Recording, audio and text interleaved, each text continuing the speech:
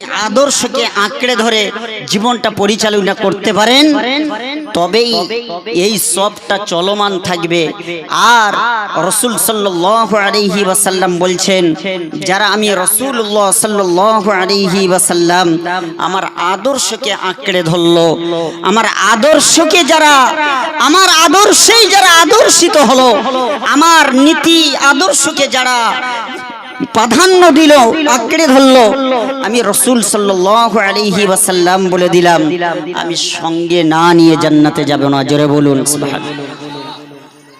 ও মুসলমান ঘরের ছেলে মেয়েরা, ও নবী প্রেমিকেরা, ও নবী পাকের উম্মত উম্মতানিরা, ও আমার বড় বাড়ি গ্রামবাসী ভাইরা বাবাজিরা, আমার আম্মা জান বুবু জানেরা, বিশ্ব নবী সোনার নবী নূর নবী সোনার জবানে জানিয়ে দিয়েছেন, মান আতাআনি ফাকাদ আতা আল্লাহ।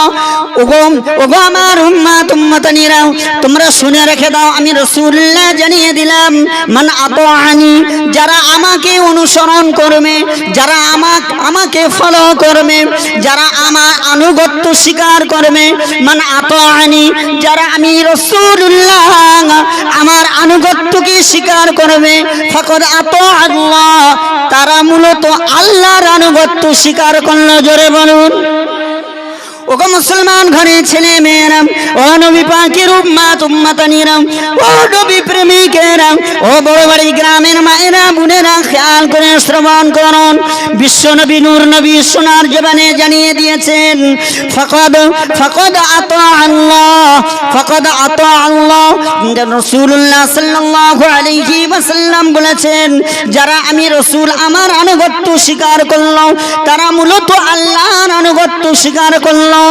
আর যারা আল্লাহর আনুগত্য স্বীকার করলো, ফাকাদ আতা আল্লাহ ফাদাখালাল জান্নাহ, যারা আল্লাহর আনুগত্য স্বীকার করলো তাদেরকে জান্নাতে প্রবেশ করানো হবে। জোরে বলুন, আরেকটু জোরে বলুন, নারে তাকবীর, নারে তাকবীর। তাই শুধু নবী দিবস মাহফিল ওয়াজ নসিহত শুনলে হবে না, বুঝতে হবে। এই নবী দিবসটা এসছে, এর থেকে কি নেব আমরা? সুর নেব, সুর নেব, কত সুর আছে, সুর দিয়ে ওয়াজ করে সেটা নেব, কে কত ভালো কিসসা কাহিনী বলতে পারে সেটা নেব, কি নেব আমরা? বর্তমান সময়ের কি চাহিদা আছে বলেন না, বক্তাদের কি চাহিদা? আমি আমার কথাই বলি, আমার বর্তমান সময়ে যে মাহফিল মহল্লায় রয়েছি,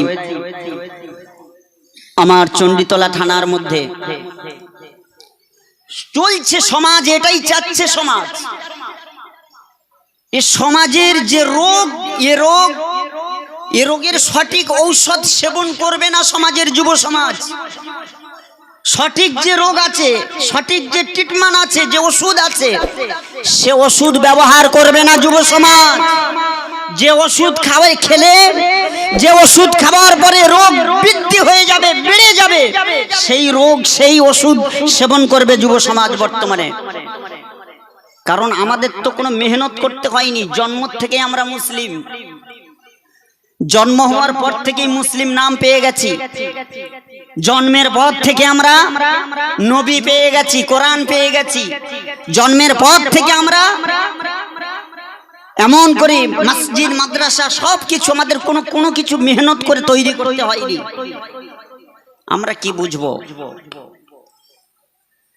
যারা মেহনত করে ইসলাম পেয়েছেন, যারা রক্ত ঝরিয়ে ইসলাম পেয়েছেন, যারা অক্লান্ত অত্যাচারের শিকার হয়ে যারা ইসলামের মধ্যে দাখিল হয়েছে, তাদের ঈমানের বিষয় দেখেছেন?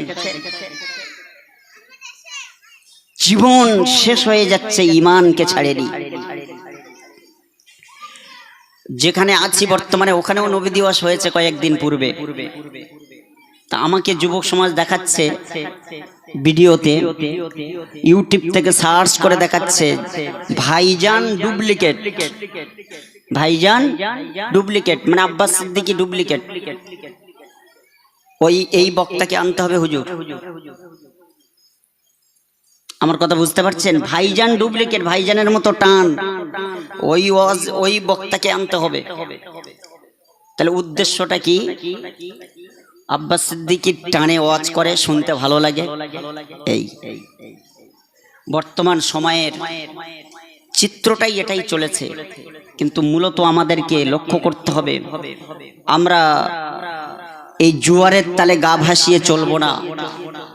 বিন্দু পরিমাণে যদি ঈমান থাকে মুসলিম সমাজের ভিতরে, তাহলে আমাদের চিন্তা চেতনা, আমাদের যা কিছু হবে সবটাই রাসূলের আদর্শ মাফিক, আল্লাহর হুকুম আর নবীর আদর্শের উপরে আমাদের কদমটা চলবে। ঠিক কিনা বাবাজি বলেন?